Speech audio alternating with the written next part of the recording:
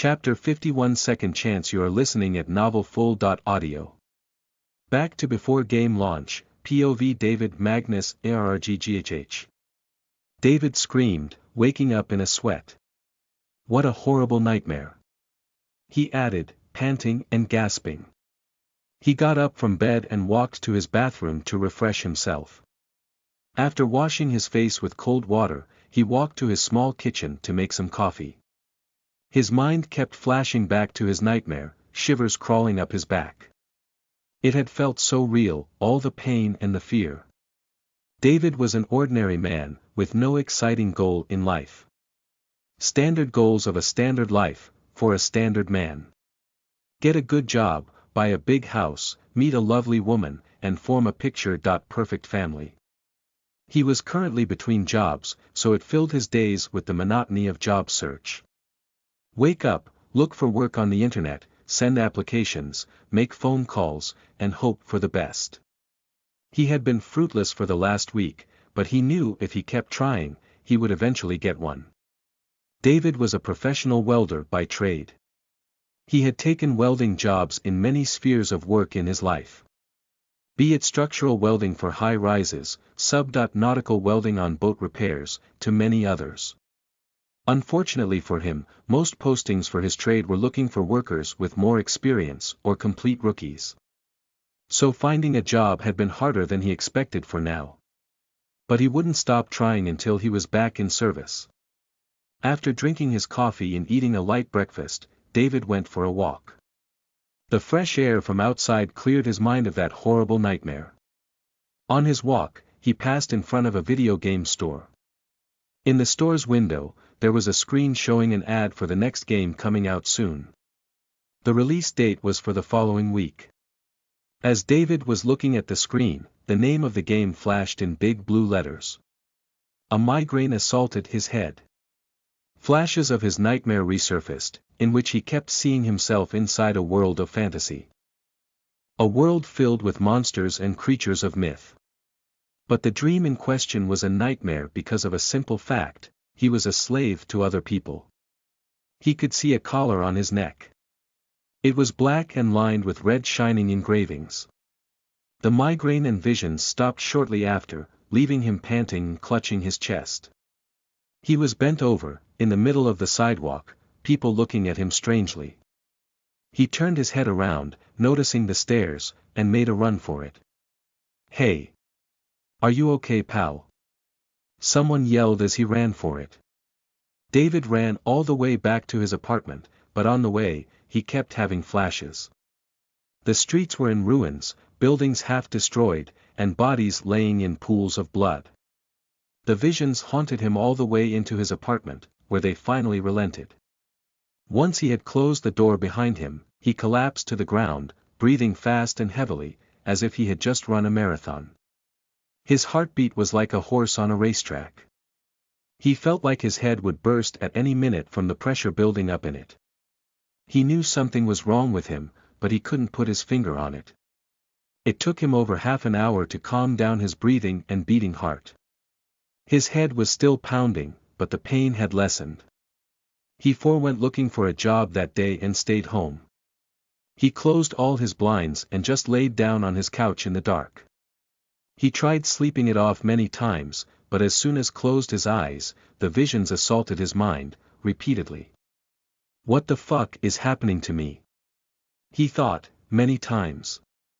He eventually fell asleep from exhaustion, but the nightmares troubled him through the night. His sleep was all but recuperating. The next morning, when he woke up, he had a distinct air about him.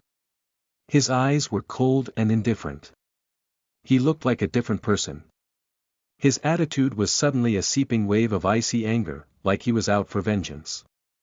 He walked over to a mirror and looked at himself from different angles. He hummed. He pulled up his phone and looked at the time and date. "I only have a few days to plan. It'll have to suffice," he said in a monotonous tone. He walked to his computer with a steady gait. One that resembled a predator, stalking its prey. He booted it up and opened up his browser.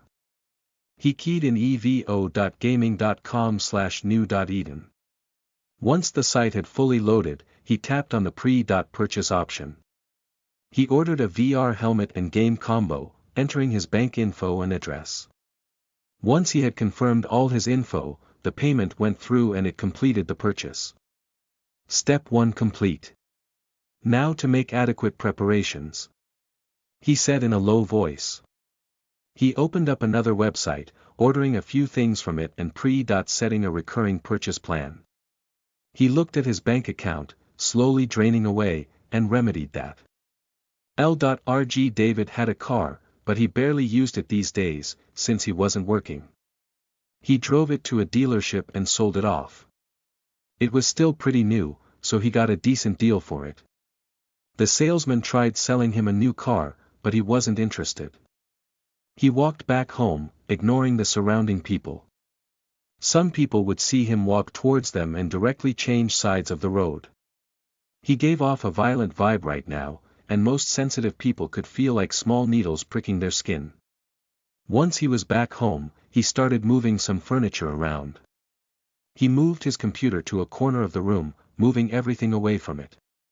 He pushed all his furniture out of the center of the room, leaving a sizable space. He looked at it with an empty stare. That should be enough, for now, he said to himself.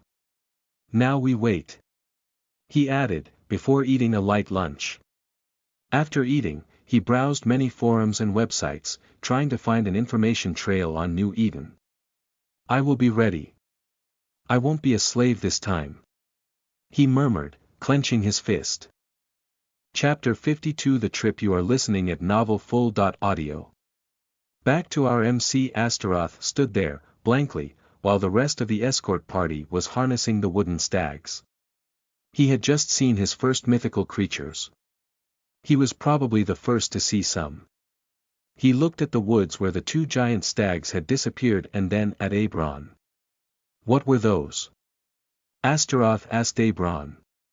Exactly what you scanned them out to be, Abron responded, flatly. How do you know I scanned them? Astaroth asked, puzzled. I saw how Arborea looked at you. I recall telling you that magically inclined creatures could tell when you scan them. Also, I recall telling you it is rude. Abron replied, looking at him like he was a dumb kid. Astaroth remembered that altercation and smiled wryly, scratching the back of his head.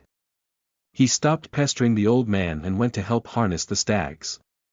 It wasn't hard to do, as all 4 of them stayed perfectly still as they were being bound to the carriage. So many questions were floating around in Astaroth's head, to which the people with answers refused to provide them. He deduced he still hadn't reached that level of trust with them yet. Astaroth made a promise to himself to strive for their trust until he got the answers he so desired. He was so absorbed in his thoughts that his progress on harnessing the stag in front of him stagnated. He was eventually pushed aside by Corinne. The rogue looked at him with a grin and teased. Get your head out of the clouds, Wolfie, he said, before chuckling at his own joke. Wolfie. You could have done better, right? Astaroth said, looking at him with disappointment. Corinne opened his mouth to respond, but for a lack of a witty retort, he closed it back up. Astaroth snorted and walked away before the man actually found something snarky to say.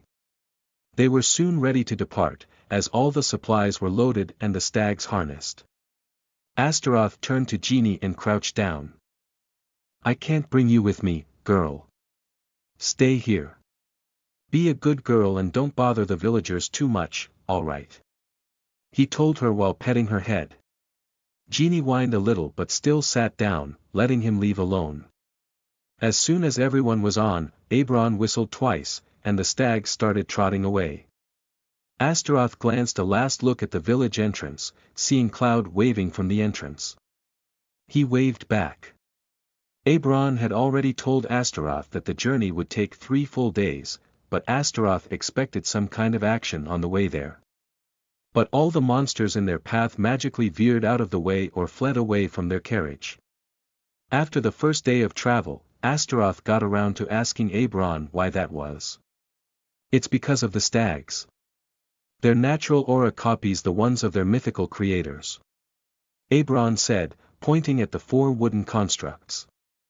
That means that any smart monster on our path moves away on its own, out of fear. Their instinct pushes away the less smart ones. He added, chewing on a piece of jerky from his rations. Does that mean we won't have to fight at all on our way to the capital? Astaroth asked, slightly peeved at the turn of events. That is exactly what that means. It's better this way. Some monsters in this forest you are no match for. Abron responded, looking into the surrounding darkness. Astaroth went to lie on the ground, closer to the fire. He had gotten the last watch duty for the night, so he was better off sleeping soon, so he wouldn't be tired the next day. He turned around and closed his eyes, listening to the fire crackling and the trees rustling. The peacefulness of the forest lulled him to sleep. Idril woke him up a few hours before the crack of dawn. The fire was still burning lightly next to him, and most of the expedition party was asleep. He nodded to Idril and got up to stretch. Idril took his spot and went to sleep almost immediately. Astaroth spent the next 2 hours walking around their camping site, looking into the forest. The light began shining through the treetops. He walked back to camp, boiling water for breakfast. Since he was the last watch, he was also in charge of the food. The noise and smell of breakfast being prepared eventually woke the others up. Chris was the first one to rise to his feet. Astaroth served him a bowl of warm porridge, getting a thankful nod in exchange. He smiled and served the others as they came to him. They took half an hour to wake up and eat before packing up and resuming their journey. Another day passed by, as uneventful as the last. This was quite the opposite of what Astaroth had in mind for a journey of a few days.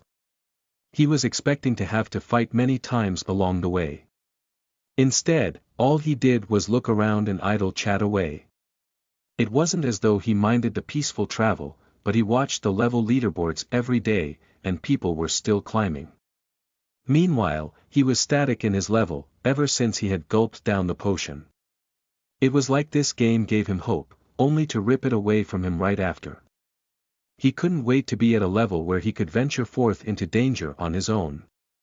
Theoretically, he already was at that point.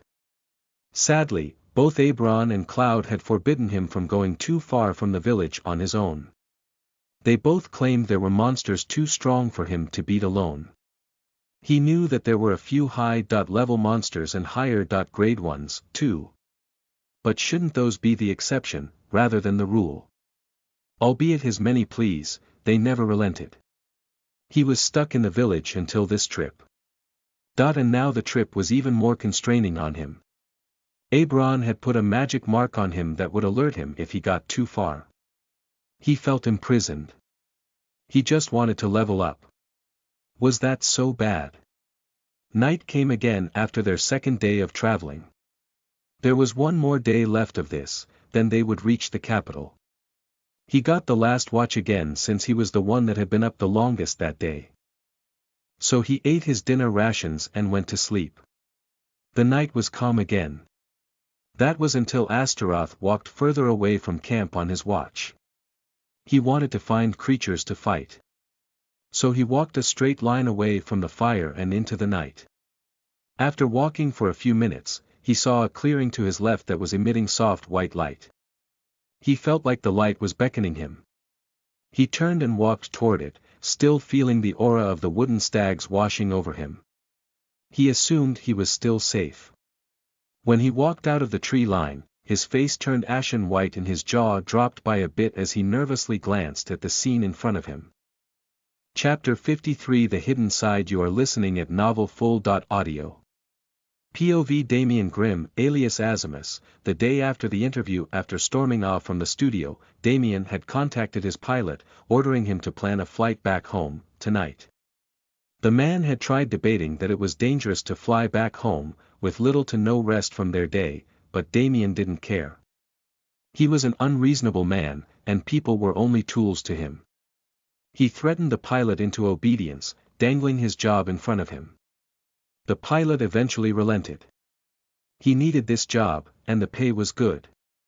The pilot did as he asked and planned a flight course. He rested for a brief time and then got the plane ready for departure. Damien spent his waiting time drinking in his hotel room. When he boarded his plane, he resumed his activity and got totally wasted. The plane trip was quick, from Montreal to New York City. Damien ordered his attendant to get him some girls for fun in his penthouse. He got off the plane once it landed and drove home on his own. He miraculously made it without killing himself or anybody else. Damien parked his car and zig-zagged his way into the elevator.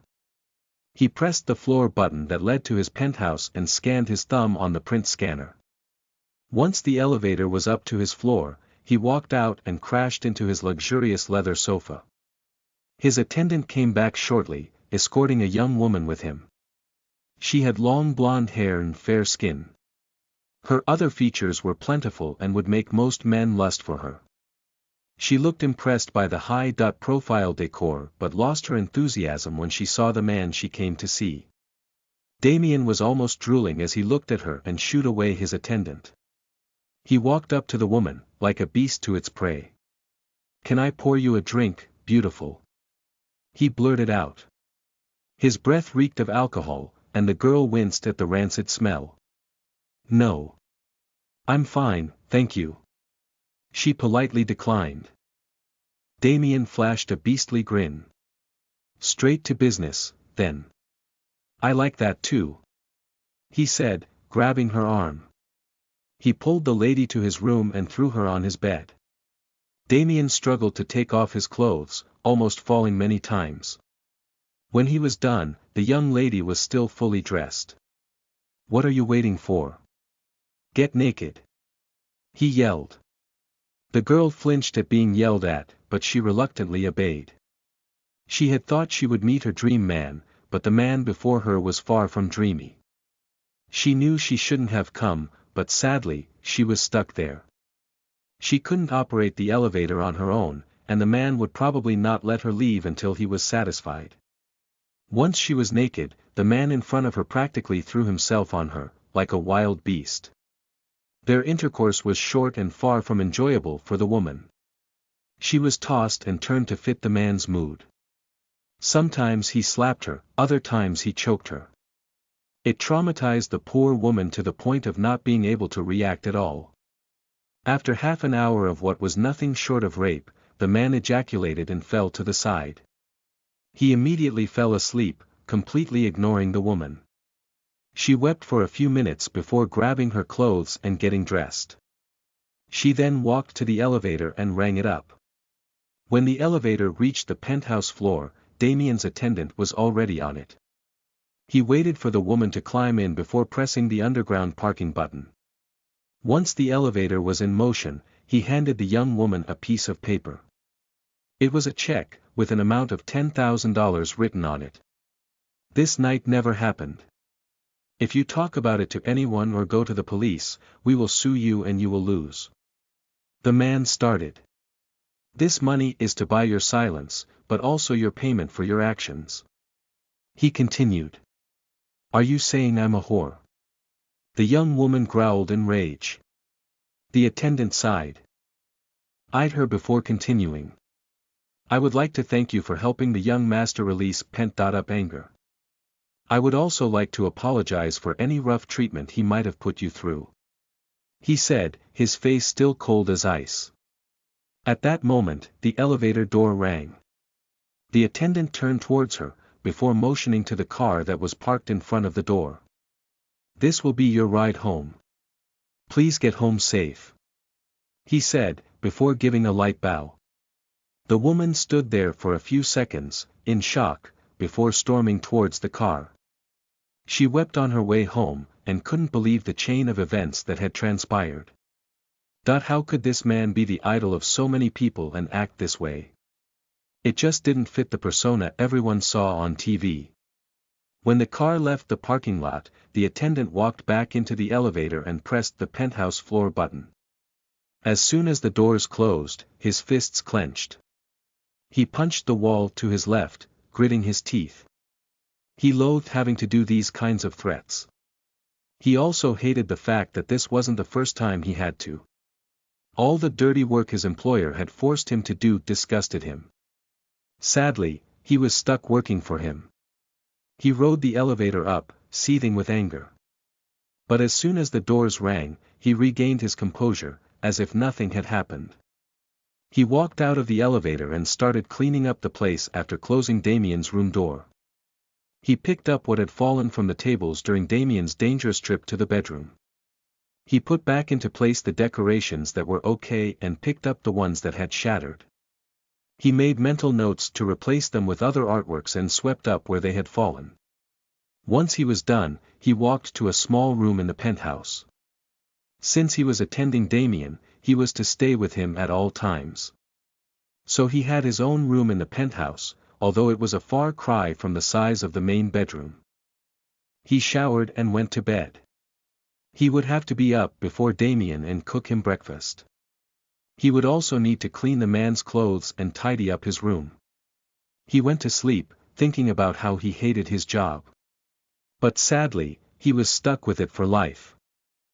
Chapter 54 Moonlit Encounter. You are listening at NovelFull.audio. Back to MC. Astaroth was looking into the clearing, and he just couldn't believe what he saw. In front of him, in the middle of the clearing, was Arborea. The giant stag was laying down, doing nothing. The glow he had seen earlier was emanating from it. The mythical creature had its eyes closed, and the surrounding light was coalescing between its antlers. It was like the moonlight was descending from the sky, and agglomerating over the creature's head. It was forming a ball of glowing, milky white light, like a miniature moon. The grass and shrubs around it were growing at a visible pace, and the flowers were going through a cycle of blooming and wilting like time was on fast forward. Astaroth was watching all this happening, his jaw dropped and his eyes wide. Why was Arborea even here? Join me, child. A soft female voice entered his ear. Those words snapped Astaroth back to reality. He looked around, trying to see where they came from. Not finding anyone around him, he looked back to the middle of the clearing. There, Arborea's eyes were open, staring right at him. Are you the one that spoke? He asked the stag. Indeed, it is I, join me. Do not be afraid. The soft voice said again, Arborea blinking. Astaroth briefly hesitated, but he walked into the clearing. He stopped before he reached the circle of flowers wilting and blooming. Who knew what kind of effect standing in those would have on him? For all he knew, that zone was in a time acceleration and he would end up stuck in it too. A light laugh came from Arborea. It sounded more like crystals knocking together than a laugh. The sound of it was soothing. Do not be scared, child. I am not affecting time. Just the cycle of life and death for these plants. Arborea said. Is there really no danger for me? Astaroth asked. It is completely safe. Arborea replied. Astaroth hesitated a few more seconds, before walking forth again. He stopped when he stood mere meters away from the mythical creature. From where he stood, Astaroth could feel the immense mana pulsing out from Arborea. It was not overbearing, like standing in front of a furnace, but more like standing in front of a soundless bass speaker. The pulses vibrated his body to the core, but it didn't hurt. The mana inside him became agitated by the pulsing. He had to cycle it willingly, just to stop its erratic movement. He didn't know if it would have negative repercussions, but he couldn't take that chance. Why did I feel called here? Was it your doing? Astaroth questioned. I did not call you here. Arborea replied, shaking its head lightly. Then why did I feel beckoned by that glow of yours, then? He asked, puzzled. You can see the glow? Arborea asked, tilting its head slightly. Why yes, quite clearly. I would be surprised if anyone couldn't see it. Astaroth answered, with a slight frown. Arborea hummed. Most living beings can't see it. It added. How could one not see this ball of light and the glow it's producing? It may not be blinding, but it is definitely bright. Astaroth said, his frown deepening. Because most beings cannot perceive this energy. The stag replied. It could see question marks in Astaroth's eyes. How can anyone not see this? He wondered. It would seem you see it.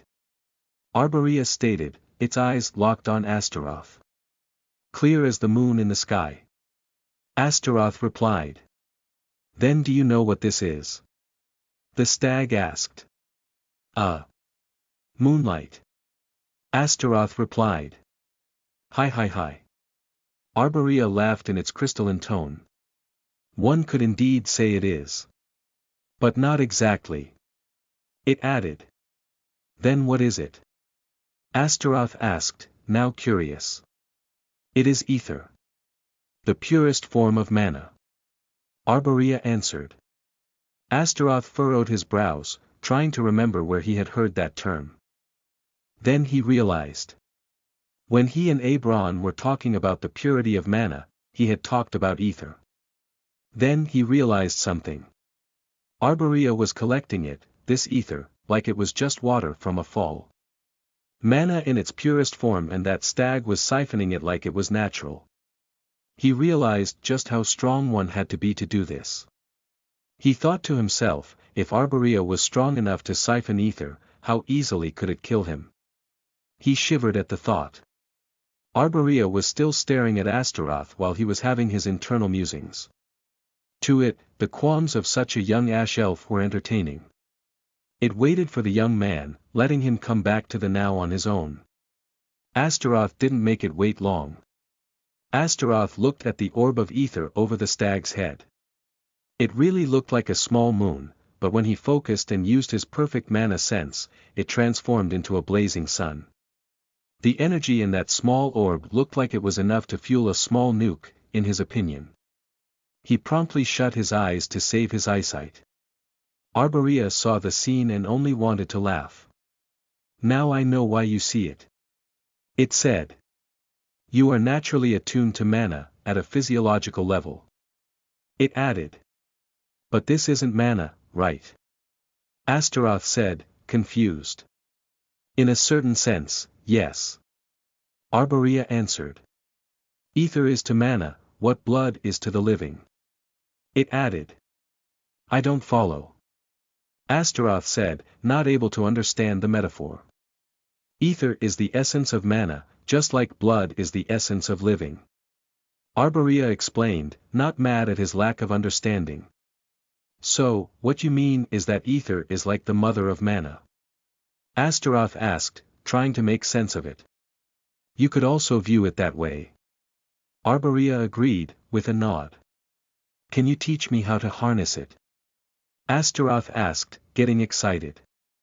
If he could harness such potent energy, wouldn't his spells be overpowered? That got his blood pumping. But he was soon to be disappointed. You are not ready to harness such force. And it remains to be seen whether you ever will be. Arborea said, declining his request. Astaroth's shoulders drooped. But, that you can see it makes your chances higher than most. It consoled him. That did not give Astaroth his enthusiasm back, but it at least gave him hope. If he could one day harness that power, it would make him an incredible mage. One that could not be toyed with or manipulated against its will.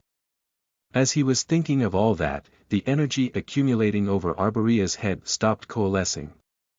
Dawn was peeking over the horizon and the moon would soon be gone from view. My time here is ending. I must go back. Arborea said, standing up. From this close, the stag was towering over Astaroth by twice his height. 3 times, if one counted the tall antlers over its head. It was a pleasure to talk to you, little one. It said to Astaroth. Wait. If I ever need to find you, is there a way? Astaroth asked, trying to leave a channel of communication open. One could never be wrong, making friends with a mythical creature, right? Arborea stood still for a while before lowering its head to the ground. There, it poked the ground with its snout, causing a small plant to grow. The plant looked like the stem of a flower, but at the end, Astaroth could see a small whistle. The whistle looked like the one Aberon had blown. Use this to call me, but only inside this forest. My domain does not extend further. The stag said, turning to leave. Thank you. Astaroth said, bowing and leaning to grab the whistle. Arborea took a few steps away before stopping. It turned around once more. I have another gift for you, though one you won't be able to use before some time. It said. Astaroth hummed questioningly. A portion of the ether over Arborea's head detached and entered its head.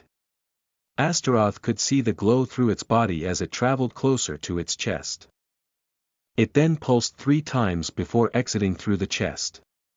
Immediately after, it zipped into Astaroth's chest, flying at him like a bullet. Astaroth was expecting an impact, but the energy ball just phased into him. What was that? He asked. You will know, in due time. Arborea answered, turning to leave again.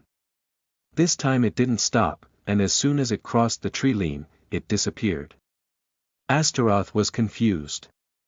He could feel the orb hovering near his soul, but it wasn't doing anything to it. No energy leaked from it. No connection formed between the two either. Since he couldn't understand its purpose, he stopped paying attention to it. That's when he noticed dawn on the horizon. He dashed back to camp, hoping that no one had gotten up yet. Oh man, I hope they are all still sleeping. He said to himself as he ran. Chapter 55 A New Family. You are listening at novelfull.audio. After running for a few minutes, covering the road he had done backward, Astaroth returned to camp. His eyes widened in fear at what he saw. Around the fire, 3 men were standing with clear looks of displeasure. Soon enough, Aberon turned to look at him. You're finally back. Aberon said, angrily. He then blew, between his fingers, a sharp and brief whistle. Next to Aberon, were Ajax and Idril, with Chris and Corinne nowhere to be seen. I was doing a round of patrol. Astaroth lied. Where are the others? He then asked. When he asked that, Ajax smiled at him wryly and Idril turned his head to the side, avoiding eye contact. Astaroth then felt something grab his arms from behind, blocking their movements. Ha! He said, surprised. I'm sorry. Just following orders. Astaroth heard Corinne's voice next to his ear. What are you doing? Rel. Oof. He started saying before a punch in his abdomen blew the words out of his mouth. Chris then popped from the side, his fist still balled up. He was smiling from ear to ear sardonically. That one was for worrying me. Chris said, with his devilish grin. This one is me following orders to punish you. He added. The second punch also hit his stomach, but this time, in an upward motion, blowing all the air out of Astaroth's lungs. Corinne let go of him right after, letting Astaroth fall to the ground, gasping for air. Sorry, kiddo. Corinne said as he walked towards the fire. Aberon walked from the fire to Astaroth's writhing body, crouching near him. When are you going to learn to obey orders, young man? Aberon asked Astaroth.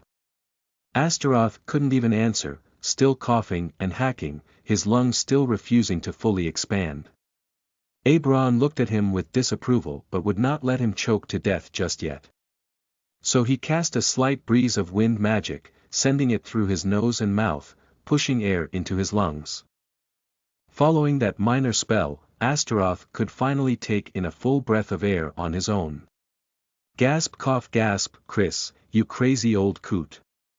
I thought I was going to die. Astaroth screamed, his eyes still teary from nearly choking to death. Bahaha. I didn't even hit you that hard. Bahaha. Chris laughed. Astaroth let out a low growl in response, being of a different opinion. That punch had felt like a sledgehammer to him. I told you not to leave the camp. Abron barked, bringing Astaroth's attention back to him. The woods are dangerous without protection. He added. I was only trying to hunt some monsters. Astaroth tried defending himself. Plus, you told me monsters wouldn't attack us, because of the aura of the guardians emanating from these four. He added, pointing to the four wooden stags. I said no such thing, young man. Abron growled. I said weaker monsters wouldn't wander near us, because the aura pushed them off course. He added before continuing his sermon. But there are stronger monsters, creatures that rival the guardians, that don't care about that aura. Abron said. Then what difference does it make? If I meet any of these monsters, even with you around, I don't stand a chance at living. Astaroth rebuked. Slap. Abron struck Astaroth's face with a crisp slap, leaving a red hand mark on his cheek. Stop talking and listen. Abron barked. There are more immediate threats than monsters. He added. The closer we get to the capital, the closer we get to royal patrols. He dropped, becoming extremely serious. Royal patrols? Astaroth questioned. Isn't that a good thing? He then asked. Not exactly, kid. Chris chimed in. We aren't exactly welcomed in the capital. We aren't criminals, pariahs would be the better term, so we can't stay there long. He added. Pariahs. Why? Astaroth asked, becoming confused. The why and the how do not matter, for now, young man. Abron interjected, throwing a stern look at Chris. What matters is that a royal patrol should not catch you without us. He then said. Okay. I understand. Astaroth said, lowering his head apologetically. Sigh, and don't run off again. We were all worried about your safety. Abron said after a deep sigh. Astaroth felt warm and fuzzy at that statement. He hadn't felt like this in a long time. He could feel the worry of his companions. One that would only stem from deep connections, like family bonds. The entire scene reminded him of how his parents would scold him when he came back late. His mother would stay up and worry, and his father would leave to go look for him. That was probably how these guys had felt, too. I'm sorry. Astaroth said loudly, smacking his forehead to the ground. He had a small tear in the corner of his eye. Everyone in the camp became awkward at the display. The first one to react was Idril. He walked over to Astaroth, grabbed his arm, and pulled him up. It's okay, Astaroth. Just don't leave without telling us like this again. He said, with a gentle smile on his lips.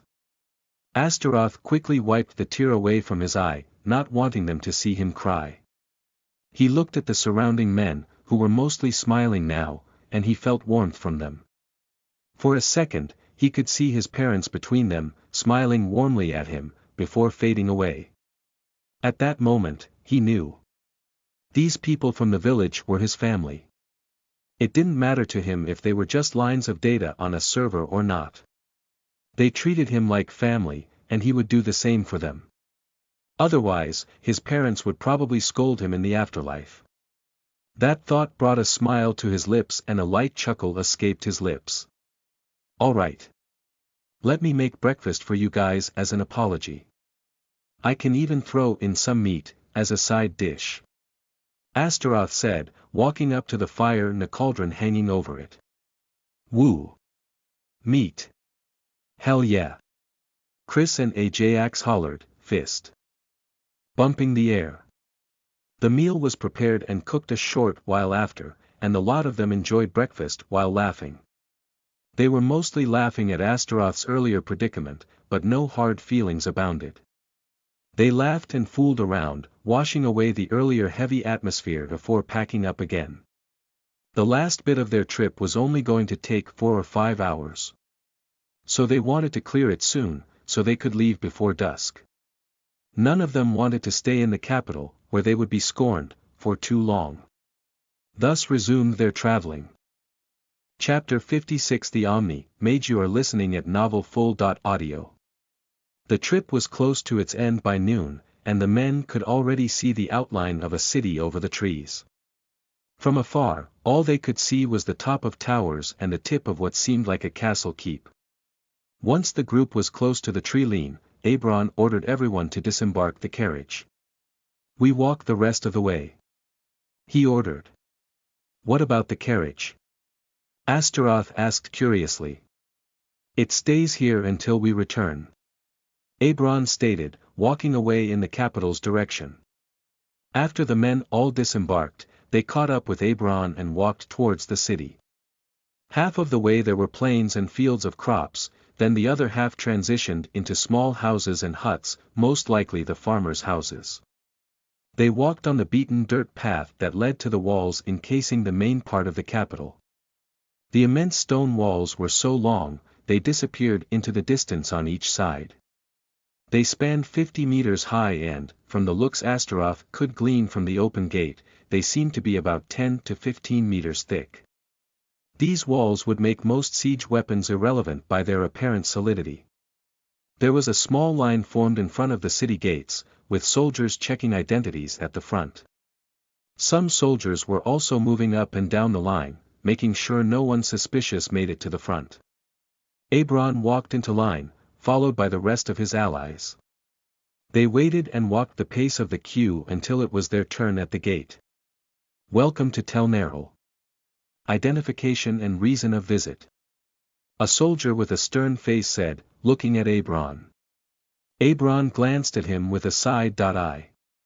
"You know who I am, soldier. These men are with me.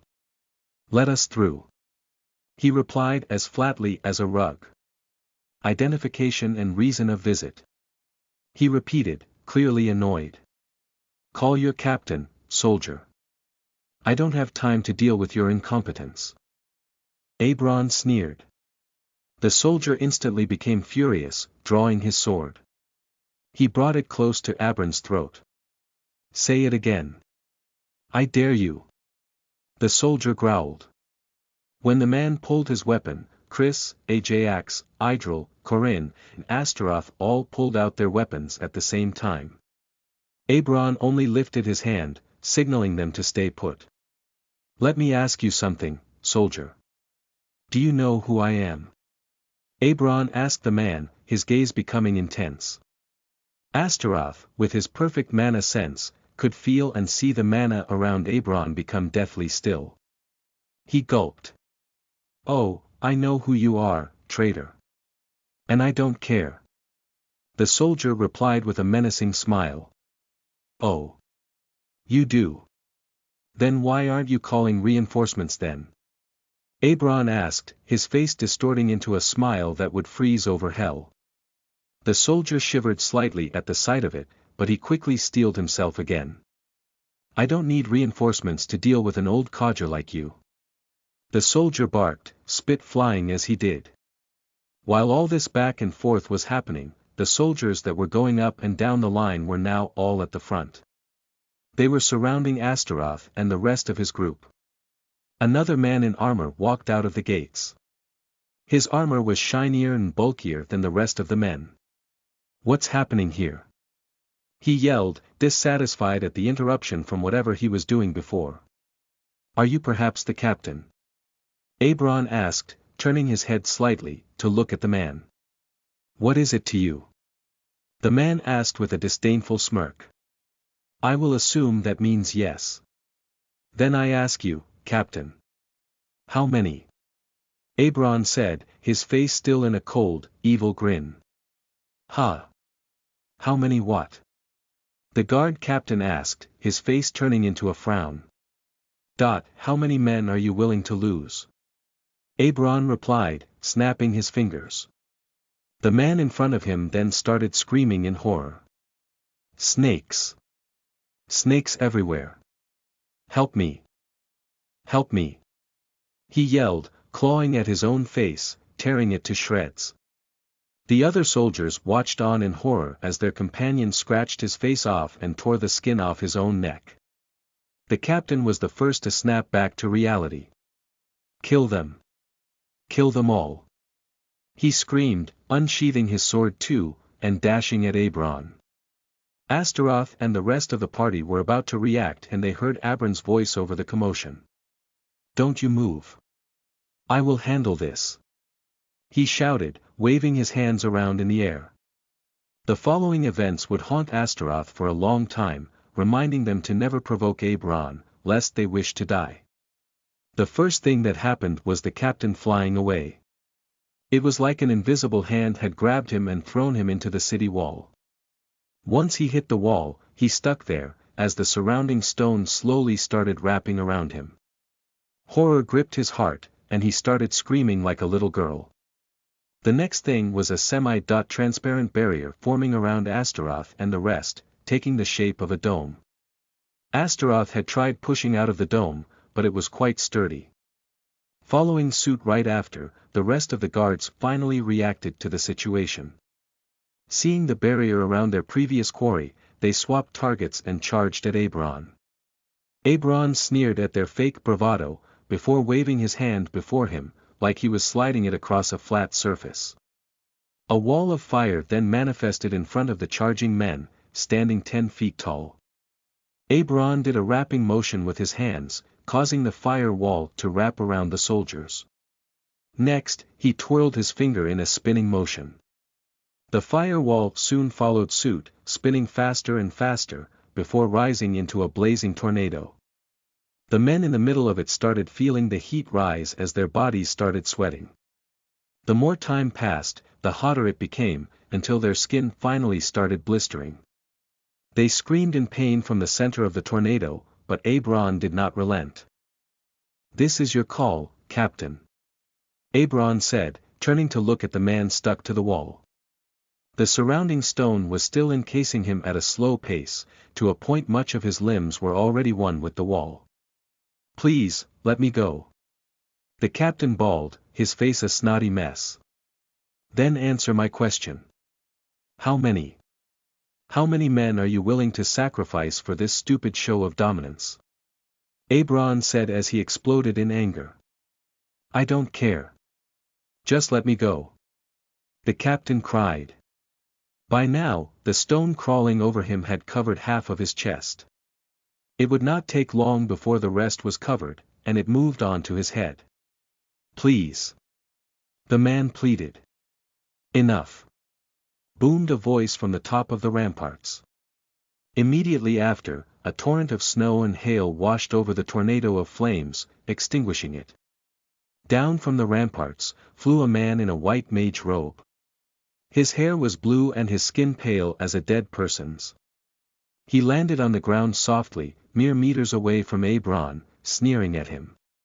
"You still cause trouble here, even after years of being pushed away. How dare you, Abron?" the man shouted. "Pleasure to see you too, Jelumvire. Long time no see." Abron replied, his devilish grin still plastered on his face. "Court mage. Save us. Please," the captain shouted.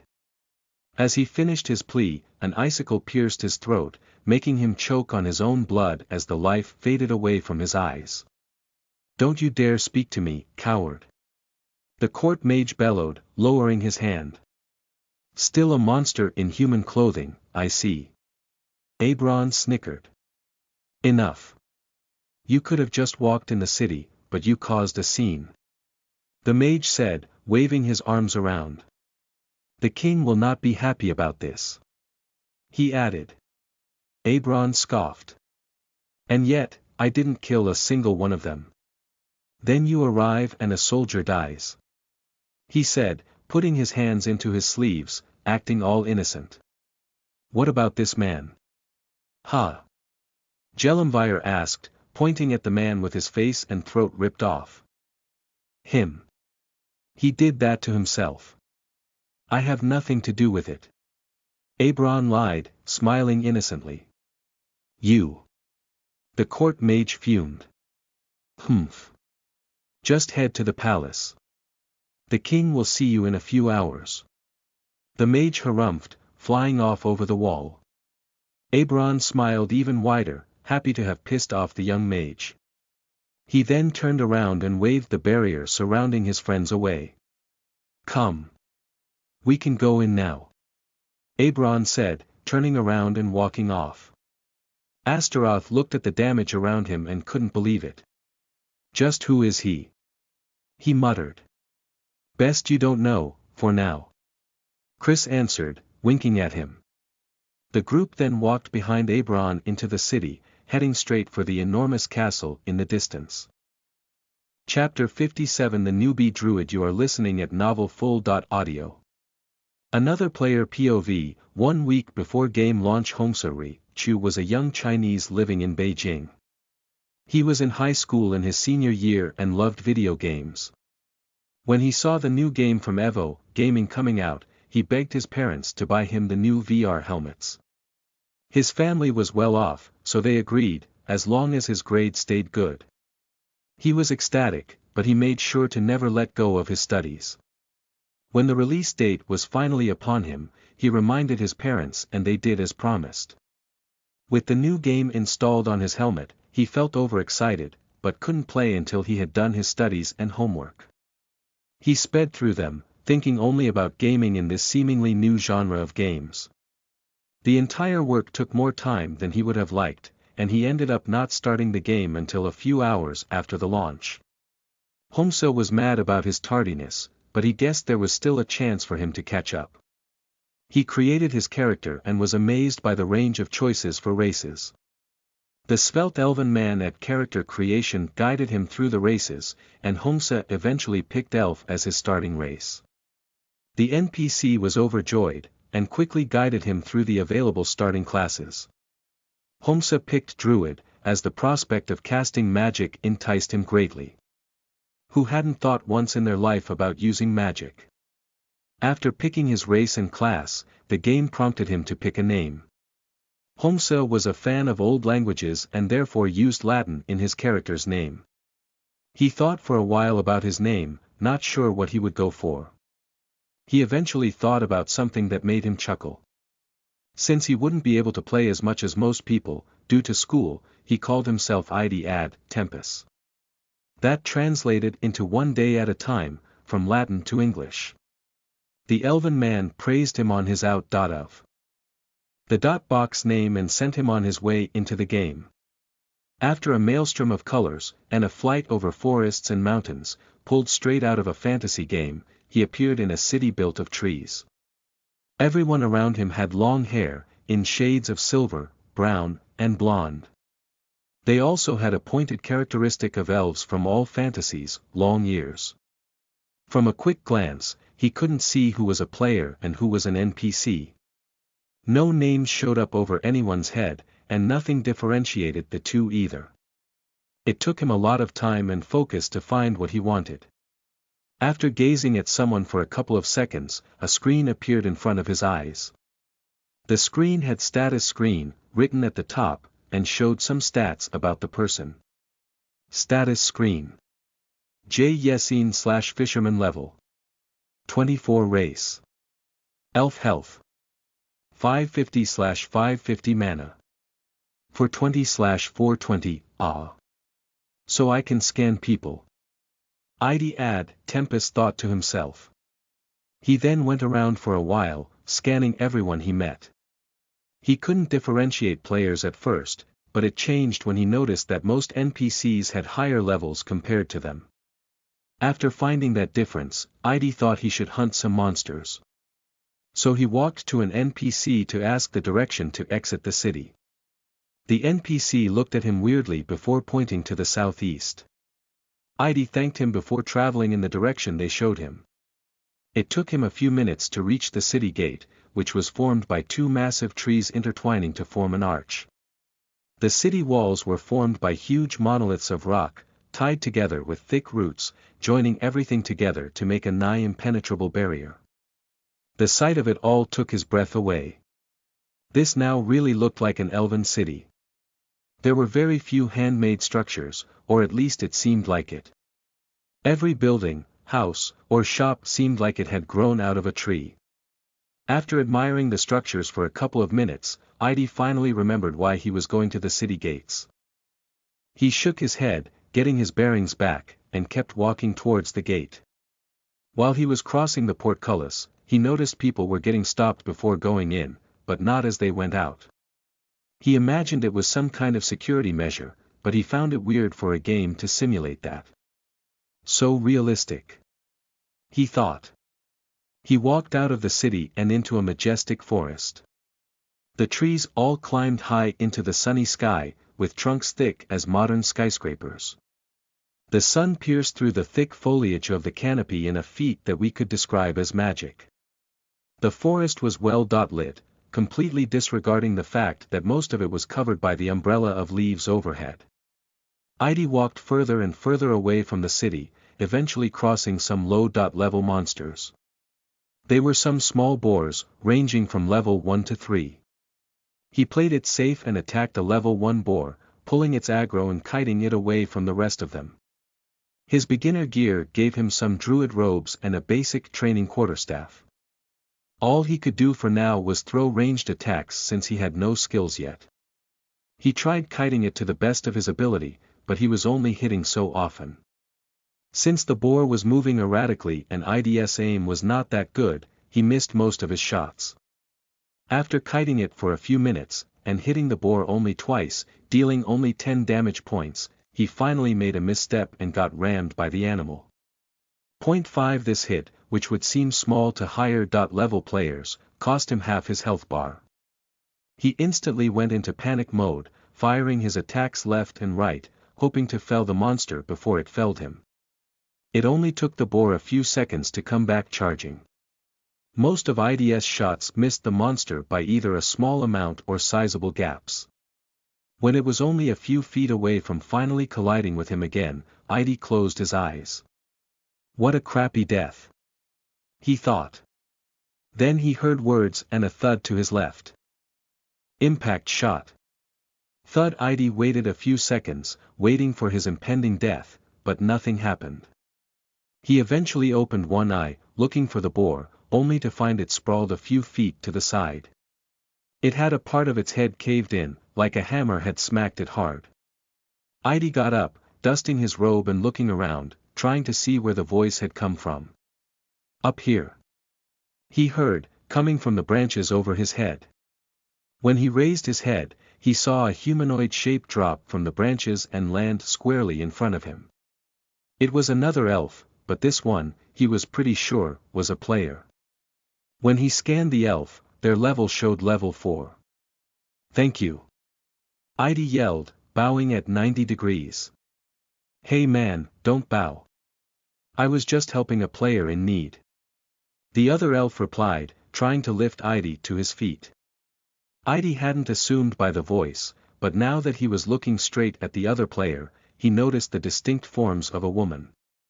The name's Athena Woodland, she said, shoving her hand into his and shaking it. Idi ad tempus, he replied, his meek shoulder following the shaking hand. Pleasure to meet you, Idi, Athena exclaimed, still shaking his hand. Can I have my hand back, please? Idi said, scratching the back of his head with his other hand. Yes. Sorry about that, Athena said, letting go of the hand. Do you want the loot? Since you killed it and all, Idi said, looking at the boar on the ground. Oh. No. It's yours. I was just helping, Athena said, shaking her hands in front of her. Okay. Thank you, Idi replied. He walked up to the boar and touched it, prompting a loot menu. In it were a boar tusk and a boar hide. He grabbed both and sent them to his inventory, happy he got something from this ordeal. He also got a notification of the monster's death. It was still flashing to the side of his vision. * You have helped in killing a young boar, LVL1. 1 EXP awarded for contribution, 40% damage done, rounded up to the highest digit, *, sheesh, the EXP is so meager. Heidi said, frowning. It gets better, the higher the level of the monster you kill. I heard that monsters over level 10 give tons of EXP. Athena exclaimed, almost gushing in envy. Since you are still here, do you want to form a party? Heidi asked, scratching the back of his head again. He wasn't socially adept with strangers, but he guessed since this was a game, why not try a different approach? I was wondering when you would ask. Athena said, launching the party invite instantly. And so both of the elves started hunting in a pair, taking on progressively harder monsters. Chapter 58 Small History Lesson. You are listening at NovelFull.audio. Back to our favorite MC. As Aberon walked down the streets, heading to the castle gates, the people in the streets looked at him in hatred. Astaroth, Chris, Idril, Ajax, and Corinne, who were following from behind, got similar looks, but also some looks of disgust and occasional sneers. All the stares really grated against Astaroth's patience, but Chris patted his back. Don't worry about these fools, son. They don't even know why they hate us. They are just following the king's propaganda. He said, smiling widely. But Astaroth could feel the fakeness from that smile. It felt like he was looking at a plastic doll, empty and creepy. He knew instantly that Chris was only smiling to peeve the people off even more. He was probably feeling anger and hatred himself, aimed at all these ignorants. But what propaganda is it? Astaroth asked, oblivious to what the colonel meant. Chris hesitated a bit, before sighing and explaining the situation. It's an old story now, but it stems from the passing of power from the last king to the current one. He started. Close to a decade ago, this city was much more prosperous and less fortified. The capital city used to represent our monetary might. Now it represents our military might. He said, a tinge of sadness in his eyes. What happened? Astaroth questioned. The king was replaced. Chris said, hatred gleaming in his eyes. Replaced? Astaroth echoed. Yes. Replaced. Usurped, to be exact, but don't let the soldiers hear you say that. Chris whispered to him. The old king was always an advocate for peace. He tried his best to push our race out of its isolation and into the rest of the continent. He continued. He was wise and just. Chris added with a gentle smile. But then his gaze turned icy again. His eldest son, the current king, was always an aggressive little mongrel. When he was old enough to inherit the throne, he demanded his father step down. Chris said, his fists clenching slowly. What happened then? Astaroth asked. His father refused, of course. Chris said, scoffing. The old king knew his son was not yet wise enough to rule. He had ears everywhere in his palace and knew all too well what his son would do with such power. He added. What would he do? Astaroth asked. War. Chris said, flatly. When his father refused to concede him the throne, the son started scheming behind his back. He made deals with nobles, bribed military officials, and threatened all that refused to join his side. He added. After months of doing that, he finally confronted his father again, this time demanding the throne. With all the nobles and officials backing him, and the others taking a step back, the old king was pushed out of power. Chris said, his tone becoming grave. Chris sighed loudly, closing his eyes for a few seconds. Astaroth could feel the pain and anger washing off of the man. Then what? He asked Chris, wanting to know the rest of the story. Then the new king asked for everyone to re-pledge allegiance to the crown. Chris answered, opening his eyes back. For a second after he opened his eyes, Chris radiated another feeling than anger. Astaroth looked at him, and all he could discern felt like pride. He couldn't be sure, but it certainly felt like it. It only lasted a moment, and then Chris went back to anger. With that reaction, Astaroth could already guess what happened next. Is that why all these people look at us like we kicked a puppy? Astaroth asked, looking at the surrounding people. Bahaha. I like your analogy. Bahaha. Chris started laughing, dispelling a bit of his anger. Yes, that would be why. As you have probably guessed, some people in the throne room that day refused to pledge. One of them being our illustrious general. General. Astaroth appeared puzzled. Yes. The general of all the kingdom's military. He outright refused, calling the prince a usurper. He was banished, and stripped of his strength. Chris said, nodding. The only reason they did not execute him on the spot was that the military branch opposed it fervently. And the new king needed them on his side. He added, smirking a bit. Then what happened to that general? Astaroth asked. Oh, not much. He moved out into an isolated village, living a calm life as a guard captain. Chris responded, grinning and side-eyeing Astaroth. Astaroth looked at Chris for a moment, before his eyes went wide. You don't mean? He blurted out. I sure do, son. Chris said, smiling widely. Then that means? Your nickname, the Colonel. Astaroth stammered, trying to fit the pieces together. That's right. Not just a nickname. Although I don't have that rank anymore. Chris nodded, patting Astaroth's shoulder. Then, are all the villagers? Astaroth asked, realizing why they survived in such an environment. Not all. But most of them, yes. Chris answered. And what about? Astaroth asked, looking towards Abron. Oh yes. Him especially. Bahaha. He guffawed. But why is he still so powerful? Astaroth asked. That is a pretty straightforward answer, son. Because the king has no power over him. Abron has pledged his allegiance to the kingdom before he was even born. Chris said, smiling wryly. Astaroth looked at Abron in a new light after that statement. How powerful did one have to be to go against the power of a king? But there is something I don't understand. Astaroth said, turning to Chris again. Chris replied, still looking forward. How did he strip you of your strength? Astaroth questioned. It seemed a little far-fetched that a person could rob you of the strength you trained to get. Let alone the stats, he took the levels and everything along with it. That is another simple answer. Kingdom.level magic. Chris said, shrugging.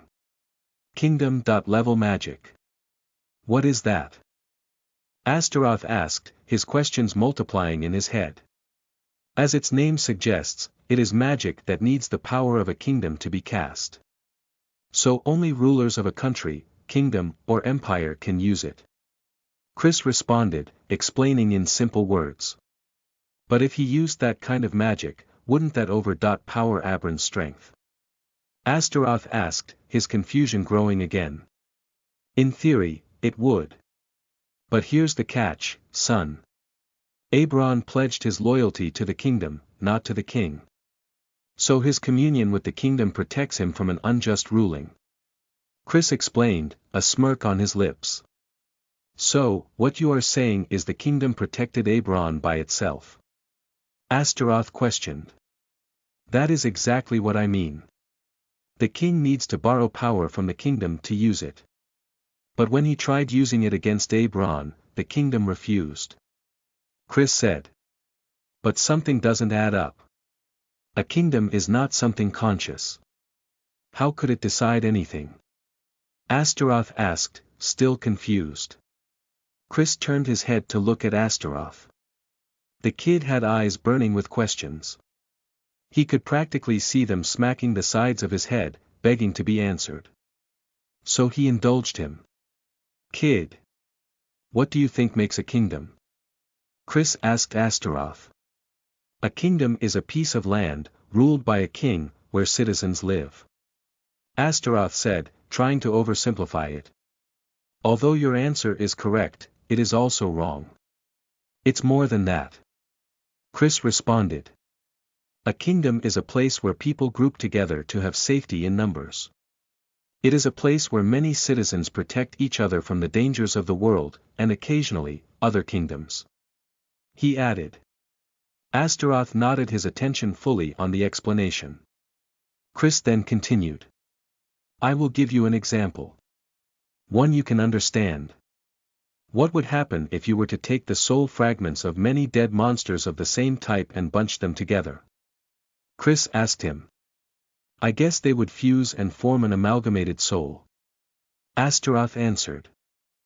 Next question. What makes a person alive? On a fundamental level. Chris said, with a follow-up question. Their soul. Astaroth replied, unsure where this was going. Correct. Now tell me again. What is a kingdom? Chris asked again. A place where people group together for safety in numbers. Astaroth said. Then he realized. An amalgam of people. An amalgam of their souls. He said as if epiphany had just taken hold of him. Correct again. Now. What happens when you push many souls together? Chris asked, pushing Astaroth to the answer. An amalgamated soul forms. Astaroth answered, finally understanding. That would mean the kingdom is alive. It means it's an actual being. Astaroth added, almost in hysteria. Yes. And she is powerful. Also, strikingly beautiful. Chris said, putting his hand on Astaroth's shoulder, so he would pipe down. But we are sidetracking here. You wanted to know why the people scorned us. It is very simple. Chris said, bringing back the original subject. Astaroth was a little disappointed. He would have loved to talk more about the soul of the kingdom. The reason the people call us traitors and such names is because when we were banished, the king branded us as deserters. Claiming we refused to fight for the Ash Elf cause and our country. Chris continued. Astaroth felt aggrieved for the men and women that had served their country, only to be banished as traitors. This treatment was too unfair. And all that just because they didn't believe in the new king's cause. What a horrible turn of life. Anyhow, we shall keep the rest of this conversation for another day. We have arrived at the castle gates. Chris said, his eyes becoming stern again. In front of the group stood another massive wall, this one filled with arrow slits. It looked like they could defend it even better than the first one. Many guards in full plated armor were manning the gate. It would be nigh impossible to infiltrate this castle without the skills of an elite spy. There was another small line to enter the gates. Everyone was being scanned through a magic device that verified their identity and what they had on them. Soon it was their turn to pass the gate, and they were called forward. Next. Chapter 59 From Protected to Protector. You are listening at novelfull.audio. POV. A sheltered boy in England. Before the game launch in the city of Birmingham, England, lived a small sickly kid. His name was Winston Jr. Owen. Winston was a kid that was born with a weak immune system. He had caspase 8 deficiency state, or CEDS for short. That meant he had virtually no antibodies to fight against viral infections and bacteria. He could die from a single cold if he ever caught one. Winston's parents had sheltered him from his birth to now, making sure no one sick ever got close to him. They had done their utmost to keep him away from any risk. But that also meant the kid never went to school. He was home-schooled until high school when he switched to online classes. Winston had little to no friends since no one could come near him without being free of bacteria. He had lived his entire life either in his house or at the hospital. Winston's parents were two well-off people, one a businessman, the other a renowned pastry chef. They had enough money to go around, so they spoiled their child as much as he wanted. This was to compensate for the restrained living they put him through. The guilt from caging him his whole life ate at them slowly, and only relented slightly when they saw him happy with the gifts they gave him. Little did they know, the only thing bothering Winston, in his situation, was the fact that he couldn't go outside. He couldn't go meet new people and make new friends. He could probably never explore unknown places or climb dangerous mountains. Winston yearned to leave his mark on the world, but his sickness confined him to home. So when he was surfing online and saw that a new video game was coming out soon and that it was in full VR, he became ecstatic. He begged his parents to get him the required material to play the game. He already had a laptop, but it was far from powerful enough to run top games. His parents couldn't refuse his demands, seeing how excited he seemed at the prospect of the game. They splurged on him once again, buying him a state-of-the-art computer. Then they purchased the game and the VR helmet, making sure he was ready for launch day. They had never seen him as happy as he became when received all these gifts. Winston cried a little when he finished setting up the computer and the VR helmet close to his bed. He would finally explore someplace other than the confines of his home, or the floors of the hospital. There were only a few days left until the game release, and Winston talked solely about that at the dinner table and in their after-dinner conversations. His parents were thrilled that something had finally stoked his passion as much and hoped the game did not disappoint him when it finally launched. The days went by fast in the Owen household, as his parents were mostly gone during the day, leaving Winston to his online classes. On the announced day of the launch, Winston's parents agreed to an early dinner, so he could be ready and on time for the game release. Once he was done with dinner, Winston practically ran away from the table, telling his parents he loved them and running up to his room. Winston threw his body onto his bed and grabbed the VR helmet off his desk. He jammed it on his head and launched it. There was still around half an hour until the game started, but he couldn't care less. He watched the background screensaver of the VR helmet until the game unlocked on the interface. It did so around 15 minutes before the official release time. He had read on the website that it would let the players create their characters before the game launch. He selected the game icon and clicked launch. Winston then felt sucked into his bed, like he was suddenly falling. The feeling exhilarated him. Suddenly gravity became normal again, as he was standing on a white platform, with nothing but darkness around him. In front of him stood a tall man with silver hair and pointy ears. An elf. The boy exclaimed. Indeed, I am, child. Welcome to New Eden. Are you here to experience the adventure of a lifetime? The elven man asked. If I'm ready. I can't wait. Winston responded gleefully. Good. Very good. The elf responded. Your adventure will be fraught with unknown dangers and enemies beyond mortal reason. Are you ready to face such challenges? He asked. Yes, I am. Winston practically shouted. He had balled his little fists, and his hype levels were going through the metaphorical roof. First, what should one call you, young adventurer? The elf asked as an empty bar appeared before Winston's eyes. Can I come back to that later? When I know what race and class I want? Winston asked the elf. Yes, by all means, young one. The svelte elf responded. Thank you. Winston said, giving a quick nod. Winston then opened up the race window, looking at all the options. The only one that didn't attract his fancy was humans. Why would he play human, if he already was one? In a game, one should never stick to convention, otherwise where was the fun?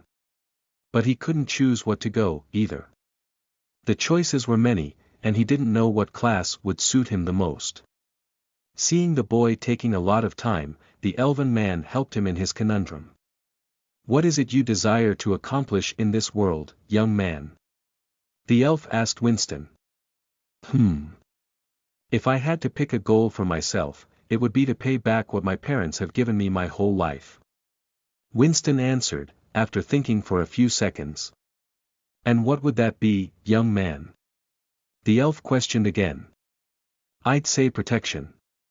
My whole life, my parents have protected me from the world, making sure I was never in danger. Winston replied, a pang of guilt and melancholy flashing in his eyes. Ah. I see. So you wish to pay forward that protection? The elf asked. Winston thought for a moment, then nodded his head. In that case, let me recommend you to a race and class.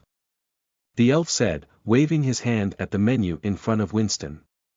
The menu started shrinking, some races disappearing from it until only one was left. Dwarves. Winston read the race description again and noticed that one of the two classes was currently highlighted. Shield Bearer. That sounds like a tanking class. Doesn't that put me on the front lines? Winston asked the elf. Ah, yes. But that would make you a steadfast protector. The elf said, giving a slow nod. Dwarves may be a rowdy bunch and lack manners, but they are most honorable allies. Having a dwarf serve as your front line means your chances of surviving are highly elevated. He added. Winston let that information soak in for a moment. He wanted to pay forth the protection they gave him all his life, and this was a great way. He made his choice and tapped the Shield Bearers class. His body morphed to fit into his new race. His body grew bulkier, and a beard appeared on his face. At least I'm still the same height. Winston said, his voice sounding a few octaves graver. Now, what would you like to be called, young dwarf? The elf asked, a smile still plastered on his face. Winston thought about it for a moment and recalled the name a friend had once used for his dwarven character in a game of TTRPG. Gulner Deep Shield. He replied. The name bar instantly filled with the name he chose, and he hit confirm. After picking his race, class, and name, his character was finally ready for the adventure. Congratulations on finalizing your avatar, young dwarf. I wish you luck on your grand quest. The elf said. Know that whatever may happen on your journey, your decisions will define it. Now off you go. The elf added, with a big smile, before waving his arm, making the scene before Gulner fade away. In its stead, a giant timer appeared before him.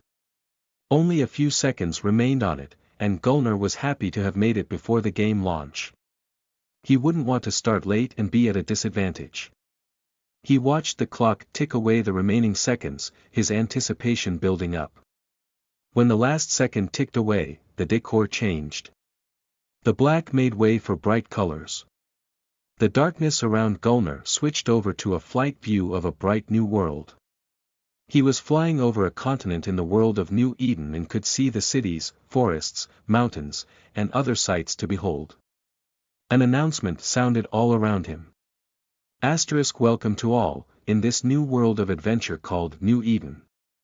May your future be bright and your path be filled with the bodies of your enemies. Let your new lives begin, asterisk. Then his view changed again, spinning and turning until he was standing on the side of a road. He looked around and up, only to see a cavernous ceiling high above his head. It looked like he was in a city, built inside a cave or a mountain.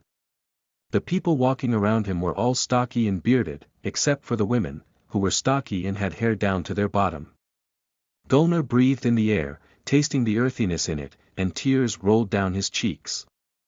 This was what genuine air tasted like, not filtered air.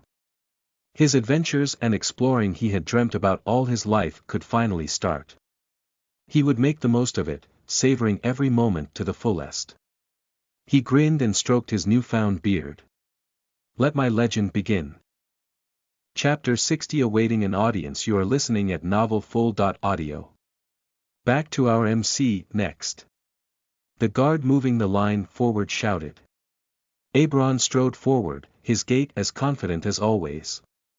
The rest of the group just followed behind him.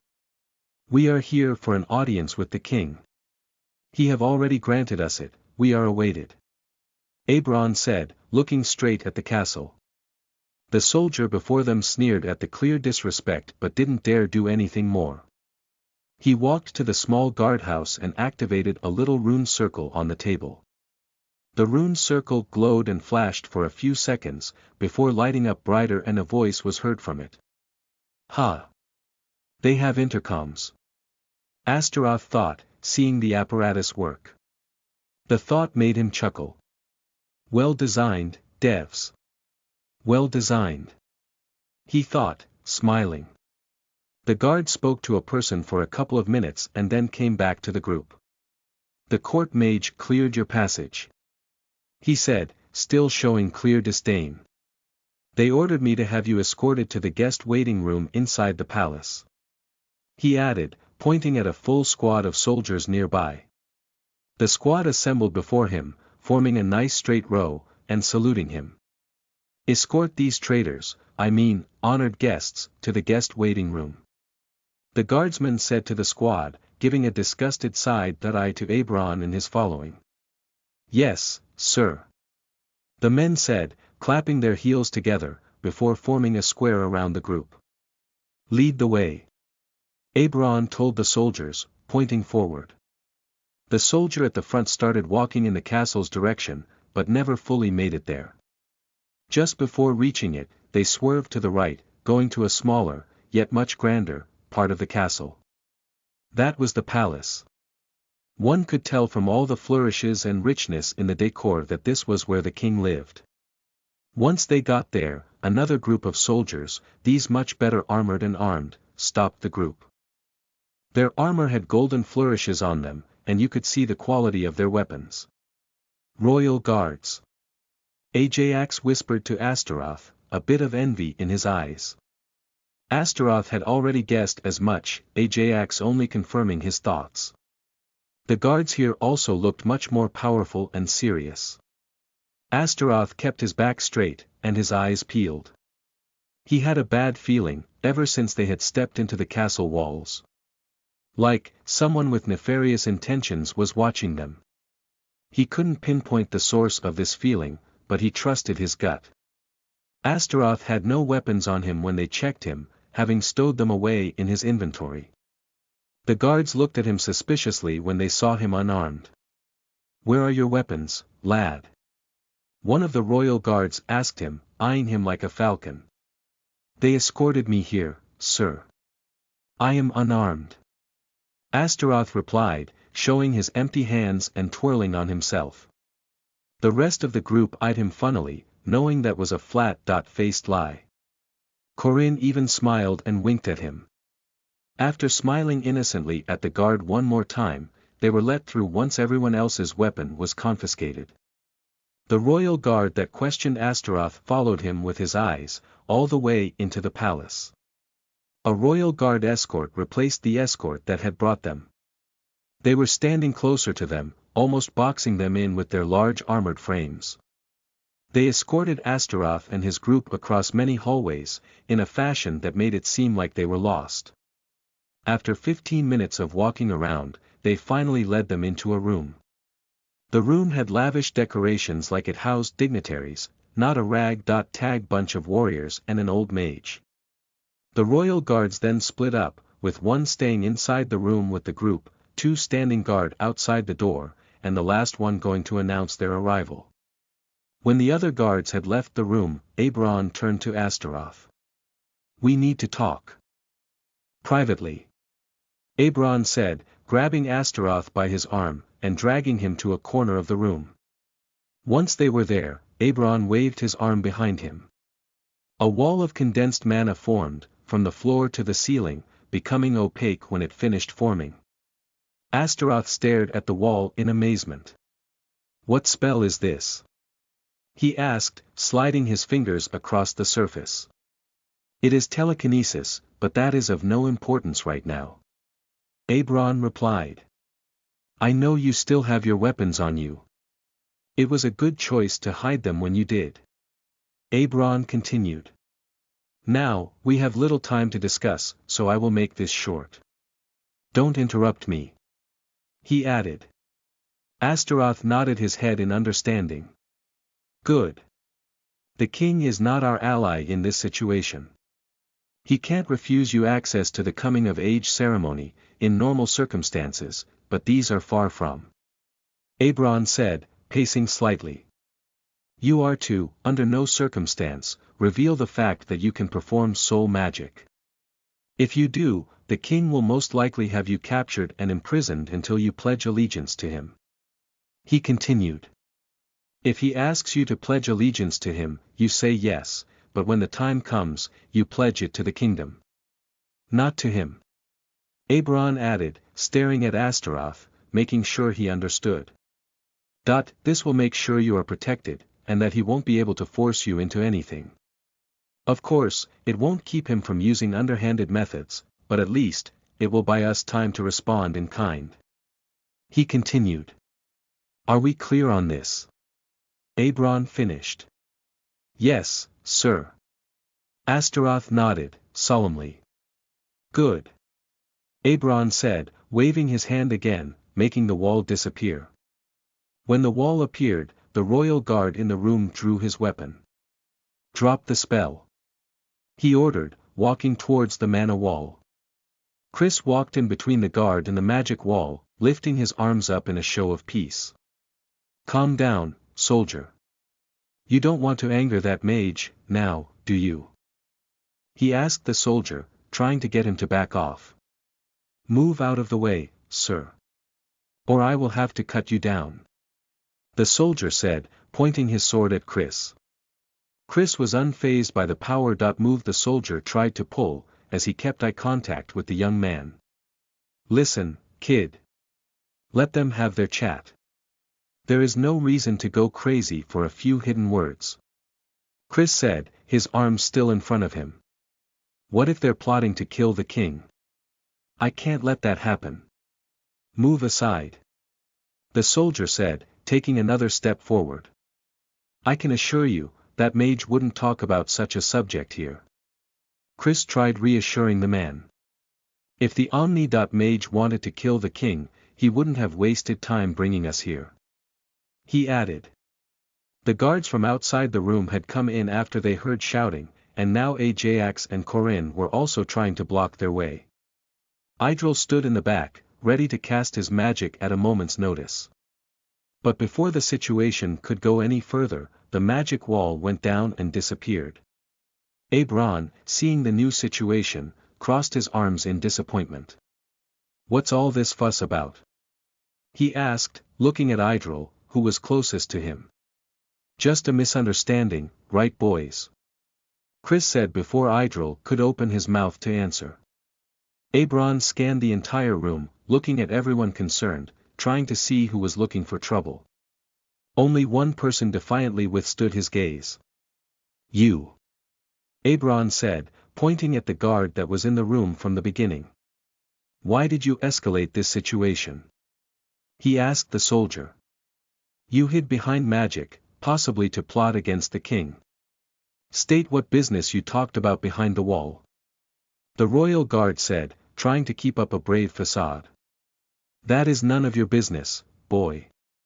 Now, I think our audience with the king is upon us. Take us there. Eberron said, ignoring the request of the soldier. That made the young man even angrier, and he took another step forward, his sword now dangerously close to Chris. Eberron's eyes went cold. Wrong choice, boy. He said before an incredibly powerful aura radiated out of him. The guards in the room all dropped to their knees, gasping for air, clawing at their throats to make their airways expand. It was an exercise in futility, as it wasn't the airflow that was lacking. Their bodies were simply reacting to the feral fear Eberron's magic was inducing into them. It lasted a few moments before another powerful aura washed over the room, this one cold. The court mage then walked into the room. Still causing trouble, I see. Keep this up and the king won't honor your audience with him, Eberron. Gelumvir said, his gaze washing upon the room. Humph. They started it. Eberron said, retracting his aura. Now, will someone lead us to this audience, or do you plan to waste more of my time? Eberron asked, walking to the door. Sigh after sighing loudly, the court mage escorted the group to the audience room inside the palace. He was quite annoyed with having to do the job of a servant. But he feared what other trick Eberron might pull if he left him in the care of weaker people. So he took the safest option and did it himself. In a matter of minutes, the court mage had brought them in front of two massive doors, made of what looked like strong metals. This door would pass as the entrance to a castle's keep if it wasn't adorned with gold, silver, and jewels across its entire surface. He turned around, facing Abron. Then he looked at each of the ash elves behind him. The king will see you now. Be on your best behavior, and know that if you disrespect our king, I shall have your head. Gelumvir said, looking at everyone, one by one. That includes you, Abron. He then added, setting his gaze back on the old mage. Let's get this over with. Abron replied, ignoring the very obvious threat. The court mage snorted, before turning around and opening the doors without touching them. Court mage Gelumvir greets his majesty.